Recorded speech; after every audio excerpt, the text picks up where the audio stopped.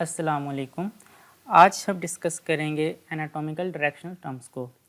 जैसे मैप के ऊपर किसी भी लोकेशन को डिस्क्राइब करने के लिए नॉर्थ, वेस्ट, ईस्ट और साउथ जैसे टर्म्स इस्तेमाल होती हैं, इसी तरह से ह्यूमन बॉडी के अंदर डिफरेंट स्ट्रक्चर्स को लिटरली डिस्क्राइब करने के लिए बुक के ऊपर डिफरेंट स्ट्रक्चर्स की लोकेशन को डिस्क्राइब करने के लिए भी डिफरेंट एनाटॉमिकल डायरेक्शनल टर्म्स होती हैं। और ये एनाटॉमिकल डायरेक्शनल टर्म्स इतनी ज़्यादा इंपॉर्टेंट हैं कि इनको समझे बगैर हम एनाटमी को अंडरस्टैंड ही नहीं कर सकते। हम हमारी जोन से भी हम एनाटमी की बुक उठा लें, उस सब के अंदर जितने भी स्ट्रक्चर्स को डिस्क्राइब किया गया है वो इन्हीं एनाटॉमिकल डायरेक्शनल टर्म्स के ज़रिए से किया गया है। इसलिए एनाटमी पढ़ने से पहले ये वाली एनाटॉमिकल डायरेक्शनल टर्म्स को समझना बहुत ज़रूरी है। तो चलिए शुरू करते हैं। इन एनाटॉमिकल डायरेक्शनल टर्म्स के अंदर superior, inferior, medial, lateral, proximal, distal, anterior, posterior, ventral और डोर्सल शामिल हैं।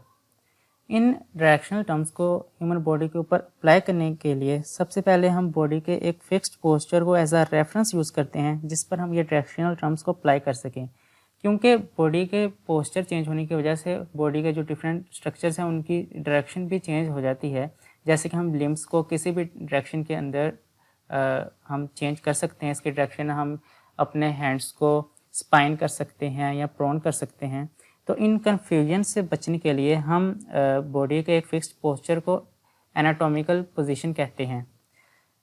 जैसे आप देख सकते हैं ये एक बॉडी की एनाटॉमिकल पोजीशन है जो कि वर्ल्ड वाइडली यूज़ की जाती है डायरेक्शनल टर्म्स को अप्लाई करने के लिए। इसके अंदर हमारी ह्यूमन बॉडी एक अपराइट पोजीशन के अंदर होती है जिसमें सर ऊपर होता है, पाँव नीचे होते हैं, फेस और सीना जो है वो सामने की तरफ होता है और हैंड्स की पार्मर सरफेस भी सामने की तरफ होती है और जो टोज हैं वो भी फॉरवर्ड पॉइंट करती हैं। अब हम इस बॉडी पर डिफरेंट एनाटॉमिकल डायरेक्शनल टर्म्स को अप्लाई करते हैं। तो सबसे पहले हम सुपीरियर और इन्फीरियर को देखते हैं। सुपीरियर और इन्फीरियर समझने के लिए बहुत आसान है। सुपीरियर का मतलब है ऊपर और इन्फीरियर का मतलब है नीचे। इस एनाटॉमिकल पोजीशन के अंदर जो हेड है वो ऊपर है, सुपीरियर है, और जो पाँव है वो इन्फीरियर है। तो हम इसी तरह से डिफरेंट स्ट्रक्चर्स को हेड से लेकर पाँव तक सुपीरियर टू इन्फीरियर ऑर्डर के अंदर डिस्क्राइब कर लेते हैं। जैसे कि ये जो हेड है यानी कि जो क्रेनियल रीजन है वो सुपीरियर है नेक से, जबकि जो नेक है वो सुपीरियर है थोरैक्स से, और ये जो थोरैक्स है वो नेक से इन्फीरियर होगा। तो चलिए अब हम देख लेते हैं एंटीरियर, पोस्टीरियर और वेंट्रल और डोर्सल टर्म्स को। तो आपने ह्यूमन एनाटमी पढ़ते हुए ये बात नोट की होगी कि ह्यूमन एनाटमी के अंदर ख़ास तौर पर एंटीरियर और वेंट्रल टर्म्स इंटरचेंजेबली यूज़ होती हैं, और जबकि पोस्टीरियर और डोर्सल टर्म्स को भी इंटरचेंजेबली हम यूज़ करते हैं। लेकिन आप ये तो सोचते होंगे कि जब ये दोनों वर्ड्स डिफरेंट हैं तो फिर ये दोनों इंटरचेंजेबली क्यों यूज़ होते हैं। तो इसको समझने के लिए सबसे पहले हम इनके लिटरल मीनिंग्स को देख लेते हैं। तो एंटीरियर का लिटरल मीनिंग देखें तो इसका मतलब है पहले आने वाली चीज़ यानी कि फर्स्ट टू कम, जबकि वेंट्रल का मतलब है बॉडी की अब्डोमिनल साइड यानी कि बॉडी की वो सरफेस जिस पर बेली मौजूद होती है। इसी तरह से पोस्टीरियर का मतलब है लेटर टू कम, जबकि डोर्सल का मतलब है बॉडी की बैक साइड यानी कि वो वाली सरफेस जिस पर बैक बोन मौजूद होती है। तो हमें लिटरल मीनिंग्स देखकर ये बात तो वाज़िया हो गई है कि ये दोनों सेम टर्म्स तो बिल्कुल भी नहीं है, लेकिन फिर ये ह्यूमन बॉडी के अंदर इंटरचेंजेबली क्यों यूज़ होते हैं इसको समझने के लिए हमें देखना पड़ेगा एक हॉर्स को। जी, हॉर्स जो कि एक क्वाड्रपेडल एनिमल है यानी कि 4 पाँव पर चलता है। इसकी बॉडी को देखकर हम इन एंटीरियर, वेंट्रल, डोर्सल और पोस्टीरियर टर्म्स को समझने की कोशिश करेंगे। तो हम इमेजिन करते हैं कि ये जो हॉर्स है इसने एक डोर को क्रॉस करके एक कमरे से दूसरे कमरे के अंदर इंटर होना है। तो जब ये एक कमरे से दूसरे कमरे के अंदर इंटर होगा तो इसकी बॉडी का कौन सा पार्ट है जो पहले दूसरे कमरे में जाएगा। तो चलिए देखते हैं।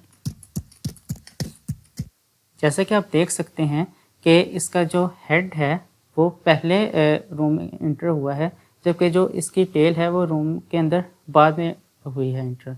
तो इस केस में जो इसका हेड है वो इंटीरियर होगा, जो इसका टेल है वो पोस्टीरियर होगी। और हेड को हम क्रेनियल रीजन भी कहते हैं, टेल को कॉर्डल रीजन भी कहते हैं। तो क्रेनियल एंड जो हॉर्स का है वो इंटीरियर है, जबकि जो इसका कॉर्डल एंड है वो पोस्टीरियर है। अब हम देखते हैं इसकी वेंट्रल और डोर्सल साइड्स को। जैसे कि हम जानते हैं कि वेंट्रल का लिटरल मीनिंग है एब्डोमिनल साइड, और एब्डोमिनल यानी कि बेली, तो हॉर्स की बेली नीचे की तरफ होती है। तो इस केस में ये इसकी वेंट्रल सरफेस होगी, जबकि इसकी जो बैकबोन है वो ऊपर की तरफ है, तो ये इसकी डोर्सल सरफेस होगी जिसके ऊपर हम बैठकर हॉर्स राइडिंग करते हैं। तो हमें इस एग्जांपल से क्लियरली पता चल गया है कि एंटीरियर, पोस्टीरियर, डोर्सल और वेंट्रल ये बिल्कुल डिफरेंट टर्म्स हैं, बिल्कुल भी सेम नहीं हैं। लेकिन फिर ह्यूमन एनाटॉमी के अंदर ये दोनों सिनोनिमसली क्यों यूज़ होती हैं, क्यों इंटरचेंजेबली यूज़ होती हैं, उसको समझने के लिए हम इस एग्जांपल में एक ह्यूमन को देखते हैं। तो अब हम इमेजिन करते हैं कि उस एग्जांपल के अंदर एक ह्यूमन जो है उसने एक कमरे से दूसरे कमरे के अंदर जाना है थ्रू दिस डोर। तो देखते हैं अब इसका कौन सा बॉडी पार्ट पहले दूसरे रूम के अंदर इंटर हो रहा है। जी, तो आप देख सकते हैं इस केस के अंदर इसका सर पहले दूसरे कमरे में इंटर नहीं हुआ, बल्कि इसके जो ये वाली सरफेस है एब्डोमिनल सरफेस, यानी कि इसकी पूरी वेंट्रल साइड, ये पहले दूसरे रूम में इंटर हुई है। हाँ, अगर कोई बहुत ज़्यादा मोटा इंसान है, यानी कि जिसका पेट बहुत बाहर निकला है, तो उसका पेट दूसरे कमरे में पहले इंटर हो सकता है। लेकिन फिर वही बात हुई, वो इसकी वेंट्रल सरफेस है। तो इस केस में, ह्यूमन के केस में, जो वेंट्रल सरफेस है वही पहले आती है। तो हम कह सकते हैं कि ventral side is interior and dorsal side is posterior. इसीलिए ह्यूमन एनाटॉमी के अंदर वेंट्रल और एंटीरियर सरफेसेस को हम इंटरचेंजेबली यूज़ कर सकते हैं, जबकि डोर्सल और पोस्टीरियर को भी इंटरचेंजेबली यूज़ कर सकते हैं। अब हम इन टर्म्स को प्रैक्टिकल भी अप्लाई करके देख सकते हैं। तो आप देख सकते हैं कि यहाँ पे एक लंग्स की डायग्राम है, और ये इसका वेंट्रल सरफेस है, या वेंट्रल या फिर इंटीरियर सरफेस है, जब ये लंग्स की डोर्सल या फिर पोस्टीरियर सरफेस है। और अगर हम इसके ऊपर सुपीरियर और इन्फीरियर की टर्म्स को भी अप्लाई करके देखें, तो यहाँ पे हम देख सकते हैं कि लंग्स का एपेक्स जो है ऊपर की तरफ है, तो एपेक्स इज सुपीरियर, जबकि नीचे की तरफ हमें लंग्स का एक बॉर्डर नज़र आ रहा है, तो ये हो जाएगा इन्फीरियर बॉर्डर। तो अब हमने इन टर्म्स को बड़ी आसानी से समझ लिया है, और ये बहुत सिंपल टर्म्स थी। तो चलिए अब हम मीडियल और लेटरल टर्म्स को देखते हैं, जो कि ज़रा कन्फ्यूजिंग लगती हैं स्टूडेंट्स को। मीडियल और लेटरल टर्म्स को समझने से पहले हमें बॉडी के डिफरेंट एनाटॉमिकल प्लेन्स को समझना पड़ेगा। So what is a plane?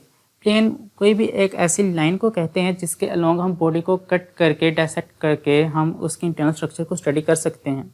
तो अगर हम बॉडी को यूँ हॉरिजॉन्टली कट करें तो इसे हम कहेंगे ट्रांसवर्स प्लेन, जबकि अगर हम बॉडी को फ्रॉम साइड वेज कट करें तो हम इसे कहते हैं फ्रंटल या कोरोनल प्लेन। अब इस प्लेन को समझने के लिए हमें बॉडी को एक डिफरेंट एंगल से देखना पड़ेगा। तो चलिए हम बॉडी को एक डिफरेंट एंगल से देखते हैं। तो अगर हम बॉडी को इस तरह से कट करें तो इसे हम कहेंगे फ्रंटल या फिर कोरोनल प्लेन।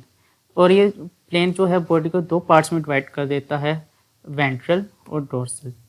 तो चलिए अब हम देखते हैं एक और प्लेन।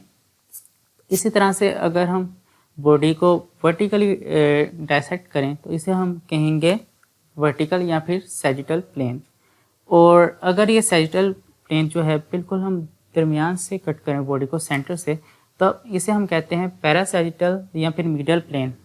और ये जो मिडल प्लेन है ये बहुत ही ज़्यादा एनाटॉमिकल सिग्निफिकेंस रखता है, क्योंकि इसी प्लेन को एज अ रेफरेंस यूज़ करके हमने मीडियल और लेटरल टर्म्स बनाई हैं। तो ये देख सकते हैं जैसे कि आप, ये जो मिडल प्लेन है बॉडी को बिल्कुल इक्वल लेफ़्ट और राइट पार्ट्स में डिवाइड कर रहा है। तो लेफ़्ट और राइट रिलेटिवली जौन सा भी बॉडी का हिस्सा इस प्लेन के करीब होगा उसे हम कहेंगे वो मीडियल है, और जो इससे दूर होगा उसे हम लेटरल कहेंगे। फॉर एग्जांपल अगर हम इस नोज़ और आइज़ के एग्जांपल को देखें तो हम देख सकते हैं कि जो नोज़ है बिल्कुल इसके सेंटर से प्लेन गुजरा है, तो ऑब्वियसली नोज़ इस मिडिल प्लेन के ज़्यादा करीब है, जबकि जो आइज़ हैं वो इससे ज़रा दूर हैं। तो हम कह सकते हैं कि nose is medial to eyes while eyes are lateral to nose. इसी तरह से अगर हम ईयर्स को देखें तो वो इन आई से भी ज़्यादा दूर हैं मिडिल प्लेन से, तो हम कह सकते हैं कि eyes are medial to ears while ears are lateral to eyes. इसी तरह से अगर हम आर्म को देखें तो ये आर्म की मिडिल साइड होगी, जबकि ये आर्म की लेटरल साइड होगी। तो हमने इन सारे डायरेक्शनल टर्म्स को अच्छी तरह से समझ लिया है, बड़ी आसानी से समझ लिया है। तो चलिए अब हम इनको एक दफ़ा प्रैक्टिकली अप्लाई भी करके देख लेते हैं ताकि इनका कंसेप्ट मज़ीद क्लियर हो सके। तो इन इंटरेक्शन टर्म्स को ह्यूमन बॉडी पर प्रैक्टिकली अप्लाई करने के लिए जो मैंने ऑर्गन चूज़ किया है वो है लंग्स। क्योंकि लंग्स पिरामिडल शेप में होते हैं तो इसके ऊपर हम इजीली इन डायरेक्शनल टर्म्स को अप्लाई करके हम समझ सकते हैं। सबसे पहले हम देखते हैं कि इसके स्पिरली क्या है। तो लंग के स्पिरली हमें ये एपेक्स नज़र आ रहा है, क्योंकि लंग एक पिरामिडल शेप में है तो इसका एपेक्स ऊपर की तरफ है। तो इसके जो स्पिरल वाला ये वाला रीजन है, ये इसका एपेक्स है और ये स्पिरली मौजूद है। जबकि इंफीरियरली इसके ये इंफीरियर बॉर्डर हमें नज़र आता है। और अगर हम इसके सामने देखें तो हमें यहाँ पर ये कुछ इम्प्रेशंस नज़र आ रहे हैं। ये असल में हमारी जो रिब्स हैं उनकी इम्प्रेशंस हैं। तो उससे हमें बड़ी इजीली क्लियर हो गया है कि ये जो इसके सामने हमें सरफेस नज़र आ रही है ये इसकी वेंट्रल सरफेस है, जबकि जो इसकी डोर्सल सरफेस है वो इसके पीछे की तरफ है, जो यहाँ पर इस 2D इमेज के अंदर हमें फ़िलहाल नज़र नहीं आ रही। तो चलिए अब हम देखते हैं मीडियल और लेटरल टर्म्स को। तो यहाँ पर हमें ये ट्रैकिया नज़र आ रहा है और हमें पता है कि जो ट्रैकिया है बिल्कुल बॉडी के सेंटर में मौजूद होता है। तो ये वाला जो बॉडी की ये वाली जो लंग्स की सरफेस है ये मीडियल प्लेन के बिल्कुल ज़्यादा करीब है। तो हम कहेंगे कि ये जो सरफेस है अंदर वाली ये लंग्स की मीडियल सरफेस है, जबकि जो इससे ऑपोजिट दूसरी तरफ है वो लंग्स की लेटरल सरफेस हो जाएगी। तो ये थी बॉडी की डिफरेंट डायरेक्शनल टर्म्स और आप देख सकते हैं कि कितना इजीली आपको समझ आ गया है। तो आप जब भी आप ह्यूमन एनाटॉमी पढ़ेंगे तो आपको बहुत इजी लगेगी। लेकिन ज़रा ठहरिए, हम प्रॉक्सिमल और डिस्टल टर्म्स के बारे में समझना तो भूल ही गए। तो चलिए उनको देखते हैं। तो प्रॉक्सिमल का मतलब है कोई भी ऐसा पार्ट जो बॉडी का जो ट्रंक है उसके करीब है, और डिस्टल का मतलब होता है दूर। तो वो ऐसा पार्ट जो हमारी बॉडी के ट्रंक से दूर है। तो ट्रंक की बात करें तो हमारा ये जो रीजन है बॉडी का जिसमें हमारा अब्डोमेन और थोरैक्स आ जाता है, इसे हम ट्रंक कहते हैं। तो इससे हम देख सकते हैं कि अपर लिम्ब और लोअर लिम्ब दो ऐसे पार्ट्स हैं जो इसके अंदर से प्रोट्रूड कर रहे हैं बाहर की तरफ। तो इनके ऊपर प्रॉक्सिमल और डिस्टल की जो टर्म्स हैं वो अप्लाई होती हैं। तो अगर हम आर्म को देखें तो जो इसका शोल्डर वाला रीजन है वो प्रॉक्सिमल होगा, जबकि जो उसके बाद फोरम आएगा डिस्टली, और सबसे ज़्यादा डिस्टल हैंड मौजूद होगा, क्योंकि हम इसको रिलेटिवली ट्रंक से देख रहे हैं। जो इसका पार्ट ट्रंक से रिलेटिवली ज़्यादा दूर है वो डिस्टल है, और जो रिलेटिवली ज़्यादा करीब है वो प्रॉक्सिमल है। अगेन ये भी एक रिलेटिव टर्म है। तो ये अगर हम इस आर्म को देखें, ये रिलेटिवली इससे ज़्यादा करीब है, तो हम कह सकते हैं कि arm is proximal to forearm, and again forearm is proximal to hand, और हैंड सबसे ज़्यादा डिस्टल हो जाएगा। सिमिलरली इसी तरह से लोअर लिम्ब के ऊपर भी ये चीज़ें अप्लाई होती हैं, जैसे कि जो हमारी थाई है वो प्रॉक्सिमल है, उसके बाद लेग आएगी और फिर फुट आएगा सबसे डिस्टली।